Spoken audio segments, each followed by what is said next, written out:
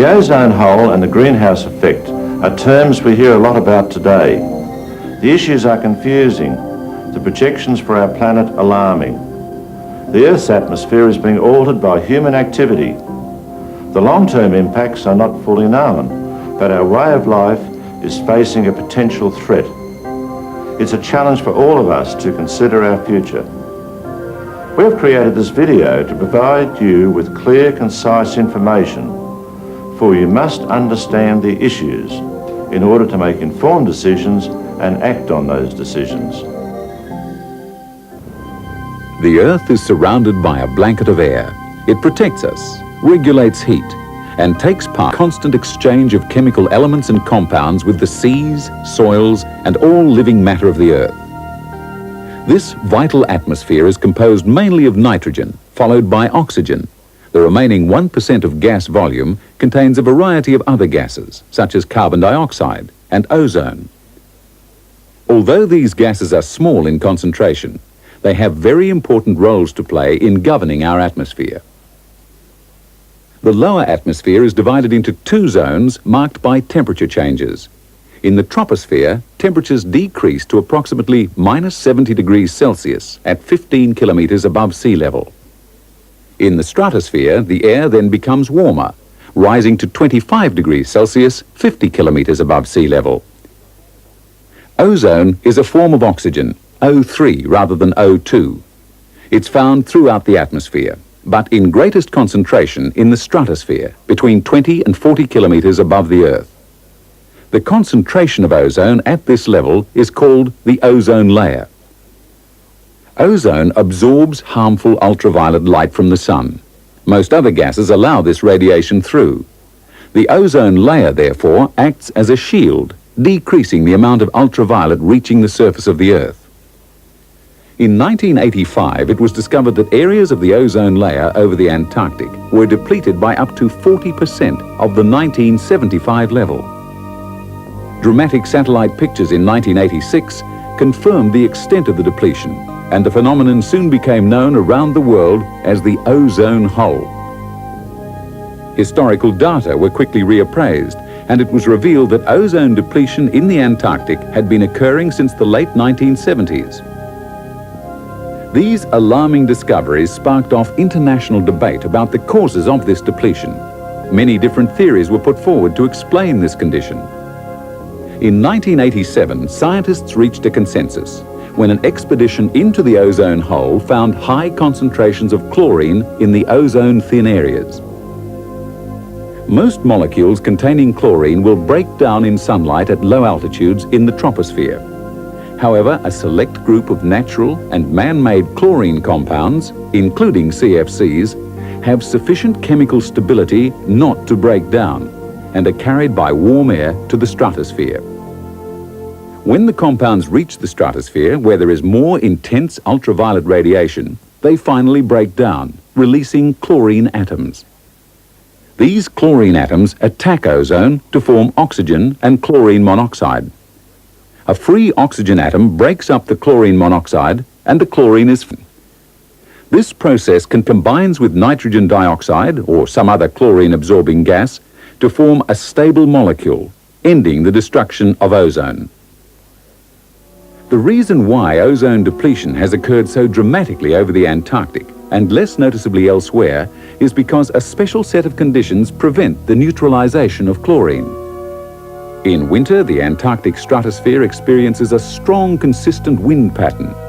This isolates the air over the South Pole, preventing it from mixing with the rest of the stratosphere. Over the North Pole, this phenomenon does not occur. High mountain ranges such as the Rockies and Himalayas create air turbulence which breaks up such a wind pattern. In winter, the sun does not shine on the Antarctic, and this isolated air becomes colder and colder till clouds of ice crystals form in the stratosphere. In these polar stratospheric clouds, chlorine nitrate and hydrogen chloride molecules attach to the surface of ice crystals. A chemical reaction occurs, setting the chlorine free. When the sun hits in spring, there is insufficient nitrogen dioxide to neutralize the chlorine, and the chlorine begins attacking ozone. This process continues for approximately 1 month until warmer weather begins to break up the vortex. Other atmospheric air mixes with the isolated air mass, bringing in nitrogen dioxide, which neutralizes the chlorine. When the ozone hole broke up in December 1987, a clump of ozone-thin air drifted over Australia. For a few days, residents of Melbourne were exposed to a 12% increase in ultraviolet radiation. To put this in perspective, Brisbane normally receives 100% more UVB rays than Melbourne. Therefore, ozone depletion may not pose the major skin cancer threat that many believe. Even major ozone depletion will result in radiation increases that can be countered by lifestyle changes and preventative measures such as sunscreens and hats. This does not mean we can forget about the problem. Ozone depletion poses serious threats to our world. Phytoplankton is a light-sensitive microorganism which lies at the very start of the marine food chain. If increasing ultraviolet was to mutate or deplete this species, the entire marine may suffer, in the worst case leading to species extinction higher in the food chain.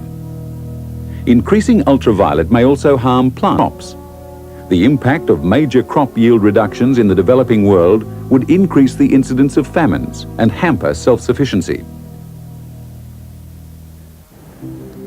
In June 19, the world met to conduct a landmark conference on the changing atmosphere. They concluded humanity is conducting an unintended, uncontrolled, globally pervasive experiment whose ultimate consequences could be second only to a global nuclear war. Our lack of knowledge, our ignorance of the impact, is a major cause for concern. It is what we don't know, rather than what we know, which compels us at this time to take action against ozone depletion. CFCs are also tied to the greenhouse effect, which is an entirely different problem to ozone depletion. Certain gases are termed greenhouse gases. They are transparent to incoming shortwave radiation. But once this radiation is absorbed by the Earth and re-radiated as cooler, long-wave radiation, the gases absorb part of the heat. This natural state has been around for at least 3.5 billion years and is necessary for life as we know it. Without these gases, the global average temperature would be minus 18 degrees Celsius. We have been increasing the amount of greenhouse gases, and scientists predict a global warming that will alter our environment significantly. Greenhouse gases include methane, CFCs, nitrous oxide, and ozone in the troposphere. Carbon dioxide is the main greenhouse gas. Its concentration levels depend on the carbon cycle. As the basic building block of life, carbon is everywhere. Plants use photosynthesis to get the carbon they need to build cells. Animals get carbon by eating plants and other animals.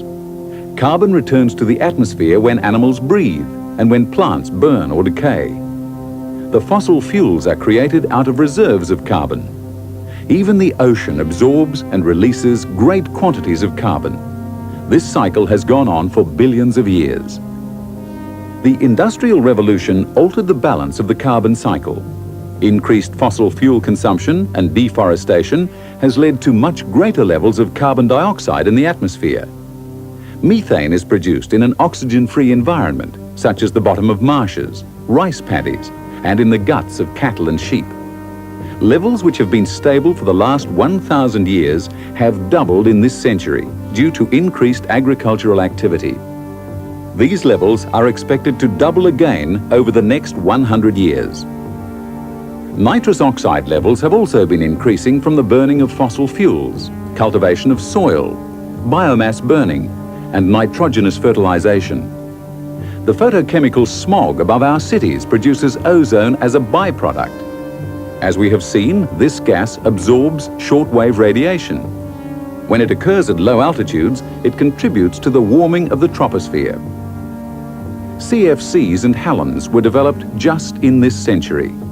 Due to their role in ozone depletion and greenhouse warming, international agreement was reached in 1987 to limit future emissions of these gases. It is now accepted by industry and governments that further controls are necessary to limit these emissions. Although carbon dioxide makes up the greatest percentage of greenhouse gases, the other gases, which are increasing exponentially, are more potent. Tropospheric ozone has about the same global warming potential as carbon dioxide on a mass emitted basis. However, methane is 20 times more effective at trapping heat than carbon dioxide. Nitrous oxide is 350 times as effective as carbon dioxide in trapping heat. And CFCs are 10,000 times more effective than carbon dioxide. To put this in perspective, allowing 1 kilo of refrigerant 12 to escape to the atmosphere is similar to burning a 10-ton tree to complete ash.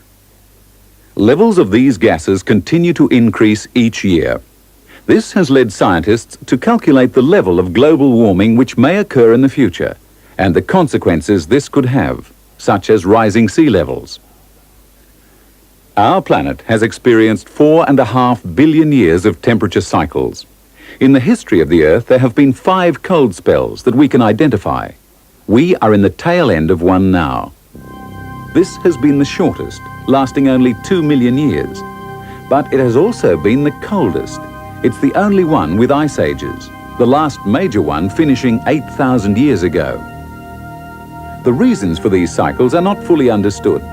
However, some variables are obvious, such as our 100,000-year orbital cycle around the Sun and a 41,000-year tilt cycle. The next small ice age is predicted for 1,500 to 5,000 years from now. While the planet has survived such changes, most of its inhabitants have not. 99% of all plant and animal species which have ever lived are now extinct. As a relatively new species, we have only experienced and evolved in a cool to mild global environment.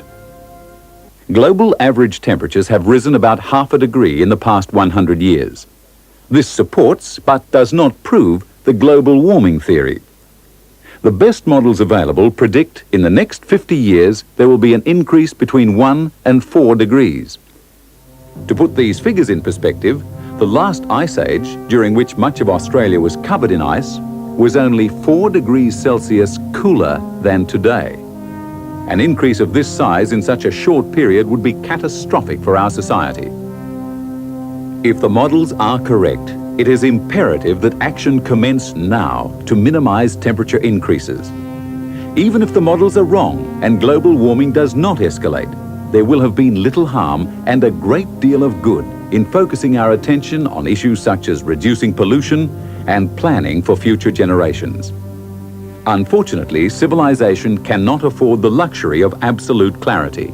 We must evaluate the information and projections available to us and use this to determine responsible action in a changing and uncertain world. It would be convenient if this video had all the answers. If we knew with certainty how ozone depletion and the greenhouse effect is going to affect our future. Such certainty is unlikely. By the time you see this video, new information may have come to light to improve or alter our understanding. However, our task as a society is not to wait for 100% confidence in our predictions. We must seek and evaluate the information available to us and use this to decide and pursue responsible action in a changing and uncertain world. This may not be convenient, but it is far more constructive than sitting back and hoping scientists will find a solution or governments will fix the problem for us.